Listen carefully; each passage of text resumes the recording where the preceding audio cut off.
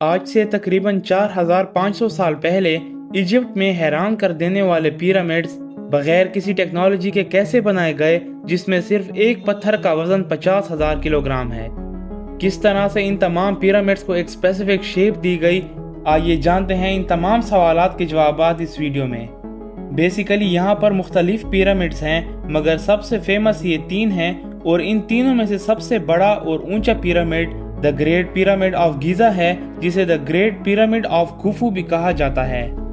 इसके बाद आता है पिरामिड ऑफ खाफरे, जो सेकंड लार्जेस्ट पिरामिड है, जिसे खुफू के बेटे खाफरे ने बनाया।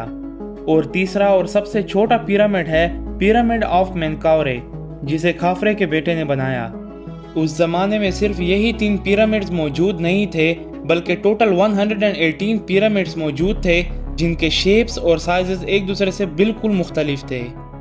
एक एस्टीमेट के मुताबिक the great pyramid of Giza को 2560 BC में फेराओ खुफू ने बनाया और इसकी बेस का टोटल एरिया 13 एकड़्स है।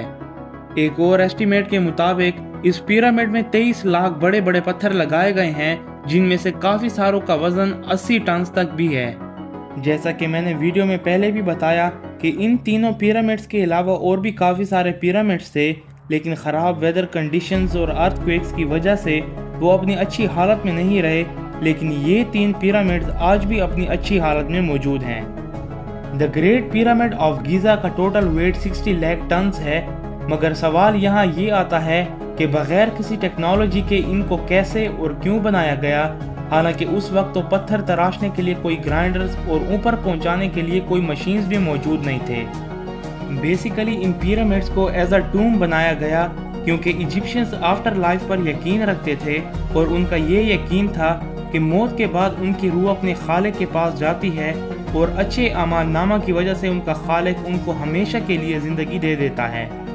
तो इसी मकसद के लिए इजिप्शियंस ने ये पिरामिड्स बनाए, ताकि उनमें काफ़ी कीमती सामान रखा जाए, जैसे कि फर्नीचर, खाना, सोना, हीरा जवाहरात वगैरह। ये तमाम चीज़ें इसलिए रखी जाती थी क्योंकि उनका ये बिलीफ था कि बाद में आने वाली ज़िंदगी में ये उनके काम आ सकेगा। तो इसीलिए वो अपने राजा की बाद वाली ज़िंदगी को आसान और पुरसकून बनाने के लिए ये तमाम चीज़ें स्टोर करके रखते थे। इजिप्शियंस के राजाओं के मरने के बाद उनकी डेड बॉडीज़ को लकड़ी या पत्थर के कॉफिन्स में रख दिया जाता था, और इसी तरह से the great pyramid of Giza में भी एक ताबूत मौजूद है और माना जाता है कि ये ताबूत खुफू का है। एक थ्योरी के अकॉर्डिंग ये ग्रेट पिरामिड एक पावर प्लांट था जिससे बिजली जनरेट हो सकती थी, लेकिन 1998 में बेन कार्सन ने एक थ्योरी प्रपोज की, और ये थ्योरी कहती है कि ये पिरामिड्स अनाज स्टोर करने के लिए बनाए गए थे। लेकिन इसका अभी तक कुछ इतना सॉलिड सबूत नहीं है, तो इन थ्योरीज पर इतना कुछ ज़्यादा यकीन नहीं किया जा सकता। अब मेन टॉपिक की तरफ बढ़ते हैं कि इन पिरामिड्स को बनाया कैसे गया। कैसे 137 मीटर ऊंची इमारत को बनाया गया, जबकि एक पत्थर का वजन 2.5 से 80 टन के दरमियान था। कैसे बगैर किसी टूल्स के पत्थरों को काटा गया और इतने भारी पत्थरों को बिल्कुल ठीक तरीके से बगैर क्रेन्स के ऊपर तक पहुंचाया। बेसिकली इन पिरामिड्स को बनाने के लिए डेली 20 से 30,000 वर्कर्स तकरीबन 10 घंटों तक काम किया करते थे, और इसकी कंस्ट्रक्शन में 5.5 मिलियन टन का लाइमस्टोन, 8,000 टन का ग्रेनाइट और 5 लाख टन का मोर्टार यूज किया गया। लाइमस्टोन की कटाई गीज़ा में नहीं, बल्कि गीज़ा से 250 किलोमीटर दूर टोरा के शहर में की जाती थी। यहाँ पर सवाल ये आता है कि इन पिरामिड्स को बनाते वक्त आखिर इजिप्शियंस ने इन पत्थरों को काटा कैसे, हालांकि उस वक्त तो कोई ग्राइंडर वगैरह भी एग्जिस्ट नहीं करता था। नाजरीन, उस वक्त कॉपर सबसे आम मेटल था, तो वो उस वक्त जो भी टूल्स बनाते तो कॉपर से ही बनाते। इजिप्शियंस ने हैमर और चाइसल के जरिए इन तमाम बड़े बड़े पत्थरों को एक खास शेप दी, ताकि कंस्ट्रक्शन के वक्त इनको बआसानी एक दूसरे के ऊपर रखा जा सके। 2014 में एक थ्योरी प्रपोज की गई। तमाम चीज़ों को ऑब्जर्व करने के बाद ये पता चला कि इजिप्शियंस रेत पर एक सर्टेन अमाउंट ऑफ वाटर डालते थे, जिससे ज़मीन और ज़मीर पर घसीटने वाली चीज़ के दरमियान फ्रिक्शन कम हो जाता था और वो बआसानी उस भारी चीज़ को घसीट लेते थे।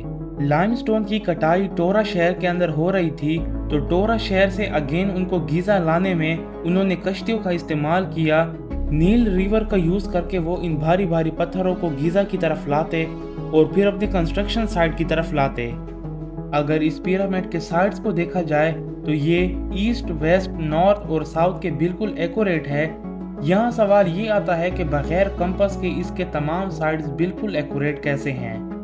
बहुत सारे एक्सपर्ट्स का कहना है कि पिरामिड्स बनाते वक्त इजिप्शियंस ने पोलर स्टार्स की मदद ली, यानी वो स्टार्स जिनसे अर्थ के पोल्स का पता चलता है।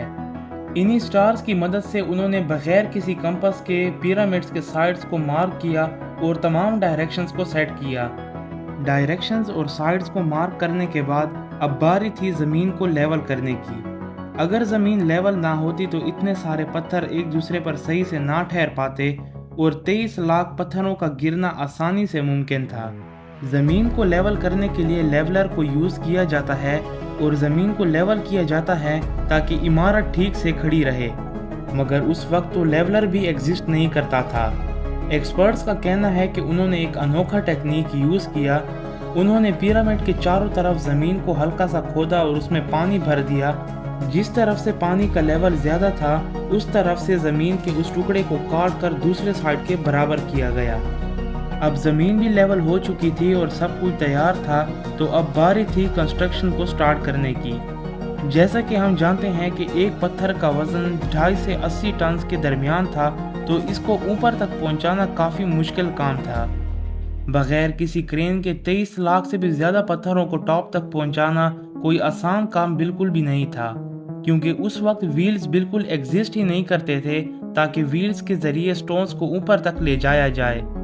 काफ़ी सारे एक्सपर्ट्स का कहना है कि उन्होंने रैंप का एक अनोखा टेक्निक यूज़ किया। तो स्कॉलर्स ने कहा कि इस तरह का रैंप बनाया गया होगा जिसमें एक स्ट्रेट स्लोप बनाया गया होगा और ज़मीन से लेकर टॉप तक इन स्टोन्स को पहुंचाने के लिए उन्होंने इस स्लोप पर लकड़ी के बड़े बड़े डंडे गाड़ दिए और तमाम डंडों के इर्द गिर्द रस्सी डाल दी और फिर वो उस रस्सी को खींचते और उस पत्थर को टॉप तक पहुंचाते। इजिप्शियंस ने इतनी मेहनत इसलिए की ताकि अपने राजा के बाद वाली ज़िंदगी को पुरसकून बनाया जाए और उन्हें किसी भी चीज़ की तंगी महसूस ना हो। एक ग्रीक हिस्टोरियन हेरोडोटस के मुताबिक the great pyramid of Giza को 1 लाख मजदूरों ने 20 साल के अरसे में बनाया। काफ़ी बुरे वेदर कंडीशंस, सख्त गर्मी और शदीद अर्थक्वेक्स वगैरह को बर्दाश्त करने के बाद आज भी ये पिरामिड्स बिल्कुल ठीक ठाक मौजूद हैं। 1989 में रॉबर्ट बाउल ने एक थ्योरी को प्रेजेंट किया। रॉबर्ट की थ्योरी के अकॉर्डिंग ये जो 3 पिरामिड्स हैं इनको ऑरेंज बेल्ट के 3 सितारों के अकॉर्डिंग बनाया गया था, जो ऑलमोस्ट एक स्ट्रेट लाइन में मौजूद हैं।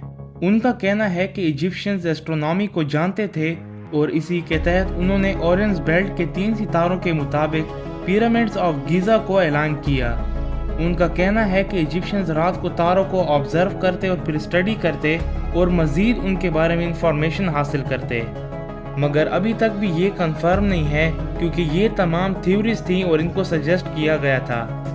अब फाइनली पिरामिड्स की कंस्ट्रक्शन हो चुकी थी, तो एंडिंग में उन्होंने पिरामिड के आउटर लेयर पर वाइटिश लाइमस्टोन की कोटिंग की। जब भी सनलाइट इन पिरामिड्स पर लगती तो इनका कलर बिल्कुल वाइट नज़र आता। ये लेयर्स खूफू और मनकौरे के पिरामिड से तो बिल्कुल झड़ चुकी हैं, मगर खाफरे के पिरामिड पर अभी तक भी ये थोड़ा सा मौजूद है। उम्मीद करता हूँ आप लोगों को हमारी वीडियो पसंद आई होगी। वीडियो पसंद आई है तो वीडियो को लाइक करना बिल्कुल मत भूलिएगा, चैनल को सब्सक्राइब करना बिल्कुल मत भूलिएगा। मिलते हैं एक नई शानदार वीडियो में, तब तक के लिए अल्लाह हाफिज़।